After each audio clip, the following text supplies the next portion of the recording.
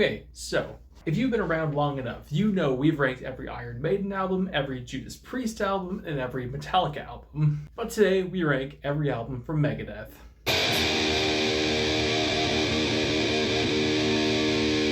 What's up? Welcome back to the Metalhead Car Show. Yes, that's right. Today we rank every single studio Megadeth album. Megadeth's one of my favorite bands. We've talked about them a fair bit on this channel, so I thought it was due time that we got around to ranking every Megadeth album. Along with that, The Sick, The Dying, and The Dead has been out long enough where I've had enough of a chance to really get a full feel for the album and to make a valid opinion of what I think on it. The only album I'm not going to count is Hidden Treasure because it's more of a compilation album than a brand new album. But let's get right into it. Starting off in 16th place with Megadeth's 2022 album, The Sick, The Dying, and The Dead.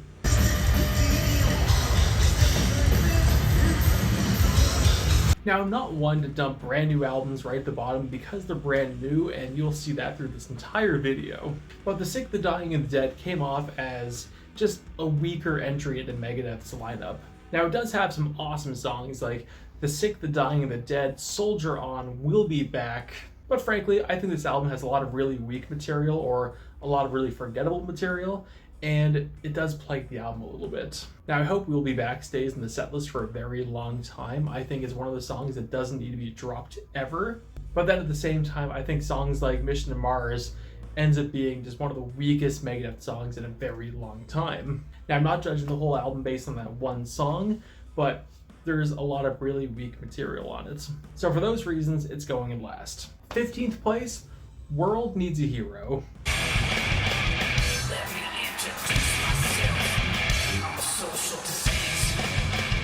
Now, The World Needs a Hero came out in 2001. It was kind of Megadeth's last album before they kind of broke up in 2002. But Megadeth was a little bit of a mess at this point, and it kind of shows in the album. Now, one thing Dave Mustaine told to Marty Friedman when they were doing the Risk album, Dave wanted to turn Megadeth back into a thrash band, and he felt like around Risk, it kind of went away from being thrash. Marty Friedman kind of got back that saying, Megadeth is gunmetal gray, and Marty Friedman is a rainbow of colors, in which gunmetal gray just doesn't work for him anymore.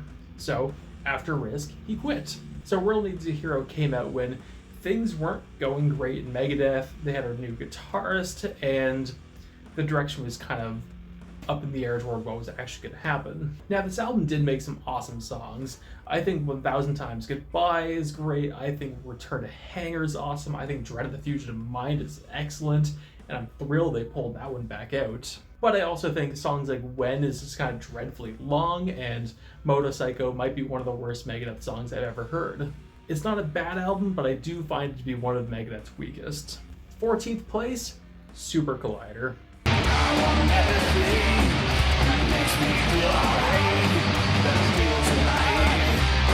This album got so much hype because there's things like Dave Ellefson saying he's never played harder on an album than this one, and this is the album that really pushed him. And Megadeth was teasing these cool guitar riffs, and there was awesome artwork for it, and there was a lot of emotion behind some of these songs. And the album itself just didn't hold up to all that. Now, not a bad album. Let's get that out of the way right now. But one of the first singles being Super Collider, which Megadeth dropped after like 10 shows because it's a weak single. I think the album never quite stuck with a lot of fans. Now, one thing Megadeth did with this album, and I don't criticize them for it, but they tried to change the formula of what Megadeth was doing. Now, Halloween actually did this in 2015 with the God Given Right album, and they got flack for that one too. Now, what they found was albums like Keeper Legacy and Gamble with the Devil and Seven Sinners and Straight Outta Hell all kind of had a very similar formula to it they wanted to break out. Why am I talking about this? Because it kind of feels the same way with Megadeth. Systems Failed, United Abominations, Endgame, 13, awesome albums, but there's a little bit of formula to it. So with Super Collider, it is generally a different album from all those, which is great. I think it's good that artists get to do something different every now and then, but it didn't translate as the best album ever. Now, you do have some emotional songs like The Darkest Crow, which is about Dave's grandma dealing with dementia, I would think, but it's just not the strongest album. It's not a bad album, but it's going in 14th place. And in 13th place, the album you were expecting me to start the list on, but Risk.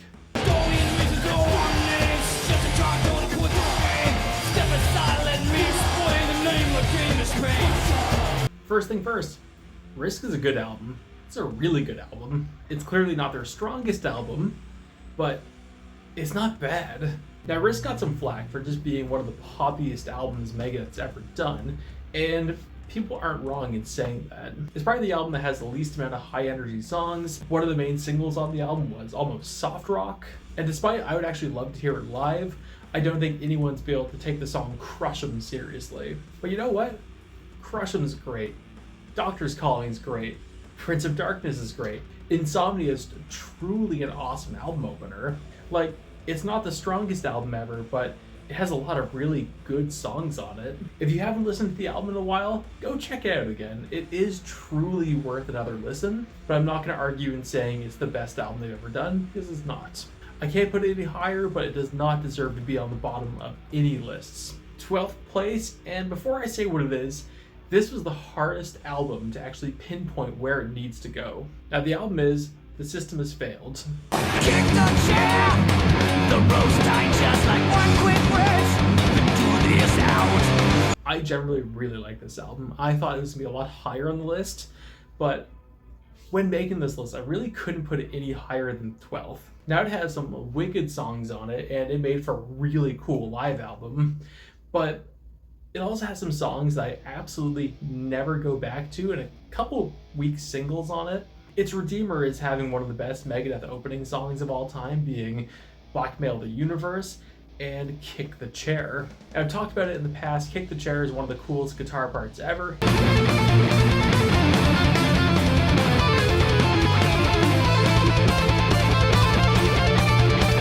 It almost seems like it's something straight out of power metal, but just due to some of the weaker material on the album, I can't put it any higher. In 11th place, Cryptic Writings.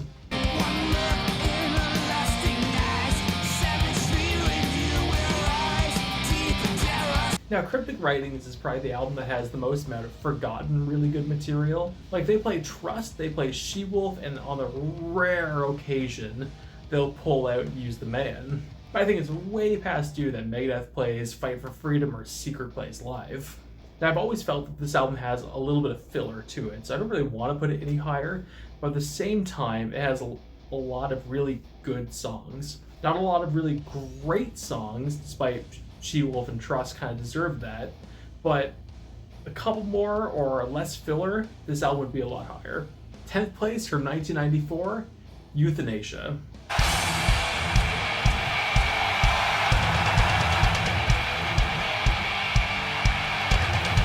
Euthanasia was kind of an interesting album because it came out right after the success of Countdown to Extinction. So it's pretty interesting to see what Megadeth was going to do with this. And I think they wanted to do more, but what Dave has always said was the producer they had wanted to dial everything back and slow all the songs down to kind of what we got on this album. Frankly, what we got on this album is absolutely fantastic. As much as not my favorite, To Le Monde has become one of the fan favorites. Reckoning Day, it needs to be played more. There's also songs like Elysia Fields and Black Curtains, which have never been played live, which are absolute shames they need to be. And there's the cool callback song being Victory, which has like the best Megadeth guitar solo ever. I think this album needs a bit more love. I think if it was exactly what Megadeth wanted to be, just a bit heavier, a bit thrashier, it would probably be a lot higher on the list. Actually, yeah, that's exactly it. If this album was exactly what Megadeth wanted to be, I think it'd be really high on the list. Because it's not just Dave wanted it heavier and thrashier. I mentioned To Le Monde earlier, and the fact that it wasn't my favorite song in the world, which is true, it's not. But what Dave wanted was it to be a duet. He wanted a female metal singer. And he said 1993, when I guess they're writing the album, that singer just didn't really exist. He didn't have a really strong singer he really wanted to work with. And eventually, a lot of really strong, awesome female singers kind of came onto the scene, and he ended up working with Christina from Lacuna Coil to rewrite the song in 2007. The song was re-released as a single on the United Abominations album, which, funny enough, is in 9th place.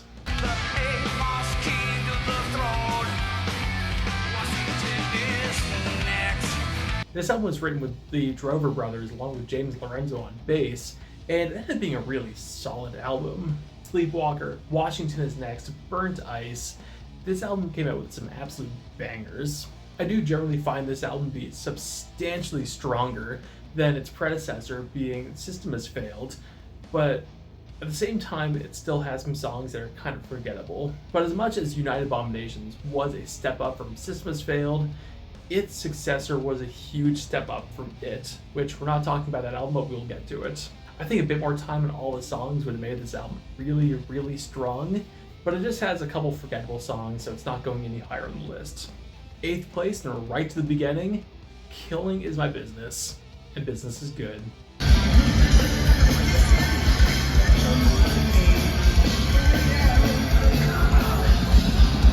This album was the absolute middle finger to Kill 'Em All, which, yeah, it didn't sell quite as well, but that's aside the point. This album's goal is to be more in your face, faster, and way, way more aggressive. And if I wasn't going to get a copyright claim from the AI that controls YouTube, I would do a side-by-side of Four Horsemen and Mechanics, but let's face it, you've all heard that, and you don't need to hear it from me. So, for those who don't know, this was Megadeth's first album. It came out as almost retaliation to Metallica's Kill 'Em All, and what it was Mustaine's vengeance. It was a very aggressive, very high-energy album, which sounded like thrash metal. Now, by no means was it the first thrash metal album. You had 3 albums come out in 1988 from Metallica, Slayer, and Exciter being the first. Overkill actually predating a lot of those bands, but the difference between like Overkill's Feel the Fire and Megadeth's Killing My Business is Feel the Fire sounds like what thrash metal was kind of thought to sound like when it first came out, and Killing My Business was the end result of what thrash metal is. It's fast, it's blunt, it's sex, drugs, and metal, and there's not much more to say about it, which is why it doesn't go much higher than this. Along with not a great production, there's not much substance to it. It's a great album, do not get me wrong, but it sounds very first album. It's pre-Dave Mustaine with a tinfoil hat, but it's Dave Mustaine with 4 cigarettes hanging out of his mouth and holding 3 beers in one hand. I love the album, but there's a lot more mature albums that just sound better. Like what's in 7th place, and that is 13.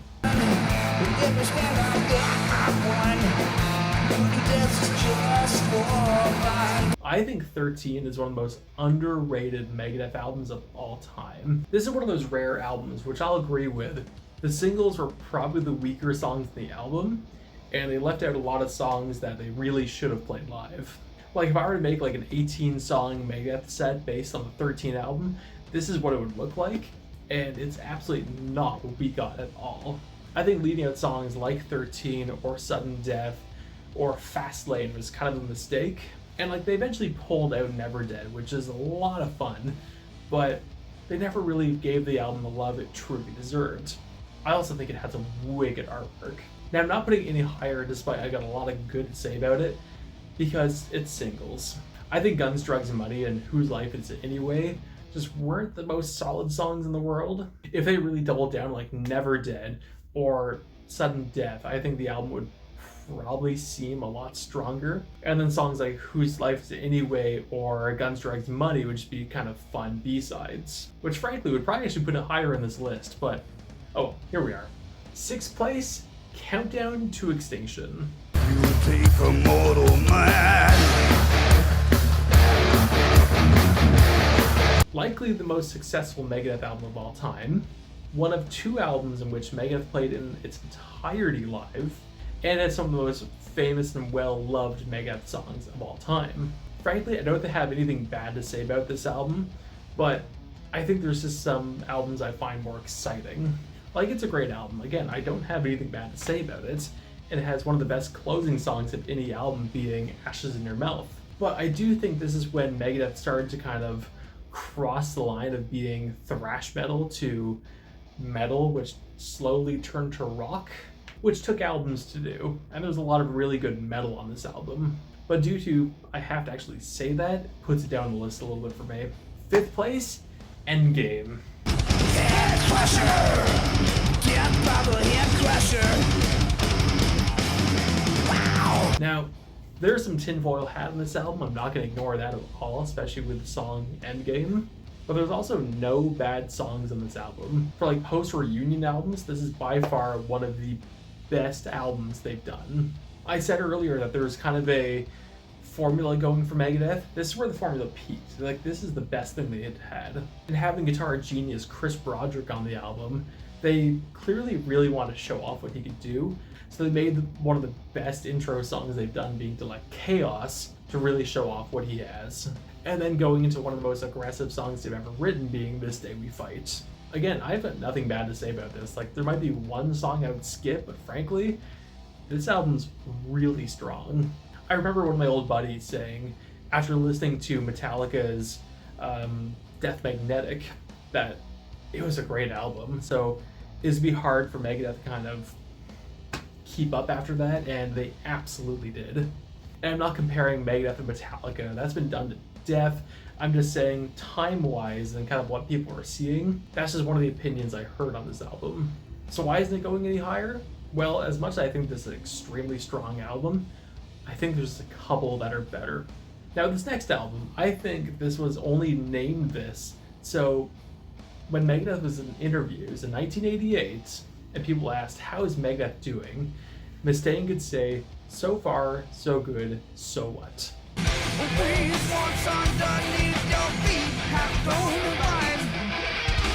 No bad songs. Album starts with Into the Lungs of Hell going into Set the World Afire, along with having one of the fan favorites being In My Darkest Hour, and ending off with Hook and Mouth. This is definitely where there's a bit more substance in Megadeth, and there was a bit more thought going into the writing process. You still had songs like Mary Jane and 502, which is kind of angsty bullshit to some extent, but this is really where things started to change, and the band became a bit more mature, which leading to the next album, you got to see a lot more of that. And as much as I truly believe that, it just doesn't quite top its predecessor, Peace Sells But Who's Buying, in third place. Peace sells, but who's buying? Peace sells, but who's buying? I mean, what do you say? It's Peace Sells But Who's Buying? And it came out in like one of these golden years of metal, being 1986, which almost every band had a wicked album coming out around that time. Also, it has Peace Sells But Who's Buying on it. I think the only thing that brings this album down is I Ain't Superstitious and, well, its production. I remember a while ago, my old guitarist and I were kind of arguing between this and the next album I'm going to be talking about. And one of his arguing points was the solo in my Last Words, which, great song, but I think that song, especially that solo, just with a solid production, would be so much better. Which some people might say it's unfair to kind of judge these albums based on production because that's what they just had to work with at the time. But frankly, it doesn't work like that. It'd be like saying a 90 horsepower 1974 Mustang is better than a brand new one which does 60 in under 4 seconds because that's what they had to work with at the time. No, it doesn't work that way. Better production, kick off I Ain't Superstitious, and this could very well be the winner. But in second place, and this might upset people, but I don't care, Dystopia.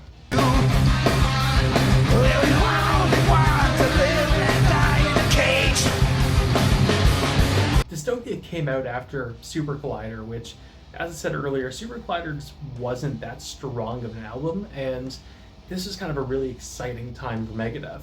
But right before this album came out, it actually took a huge blow with Sean Drover and Chris Broderick leaving the band.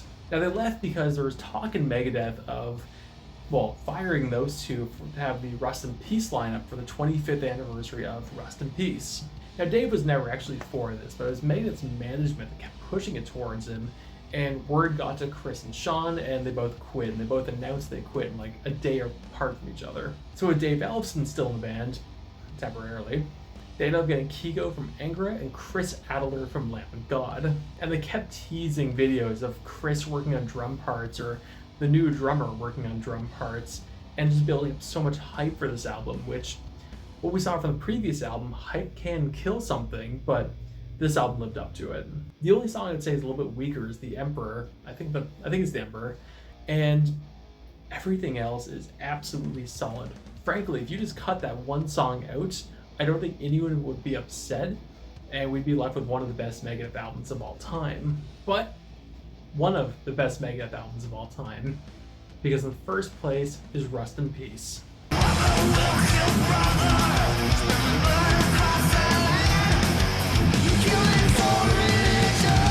I could end the video there, put my logo up, and walk away from the camera. But like, this album was written when Megadeth was flat broke, there was no money coming in, and then they proceeded to bang out the best album of their entire career. Megadeth did like a 110 show tour, playing the album in its entirety, and fans loved it.